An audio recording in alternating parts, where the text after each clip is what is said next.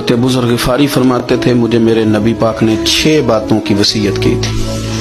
اپنے بچوں کو بھی بتاتے تھے, دوستوں کو بھی 6 باتوں کی حضور نے وصیت کی تھی. سب سے پہلے حضور نے فرمایا تھا ابو ذر مسکینوں سے محبت کرتے رہنا. دوسرا نبی پاک صلی اللہ علیہ وسلم نے فرمایا تھا جب بھی دیکھنا نیچے والوں کو دیکھنا, اوپر والوں کو نہ دیکھنا. مالداروں جاگیرداروں پہ توجہ نہ کرنا, ذہن خراب ہو, نیچے دیکھنا, غریبوں کی طرف توجہ رکھنا. تیسرے نمبر پر نبی پاک صلی اللہ علیہ وسلم نے فرمایا تھا ہر حال میں حق بات کہنا اگرچہ وہ کڑوی ہو.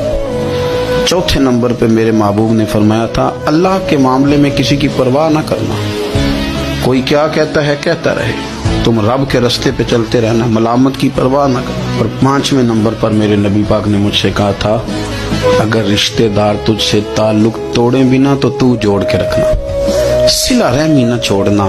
اور 6 نمبر پر حضور نے فرمایا تھا اللہ کے عرش کے خزانوں میں سے خزانہ ہے لا حول ولا قوت الا باللہ العلی العظیم. حضور نے فرمایا اسے پڑھتے رہنا, اسے کبھی نہ چھوڑنا. اے اللہ ان نیک اور پاک لوگوں کا صدقہ ہمارے دلوں کو تقویٰ عطا فرما.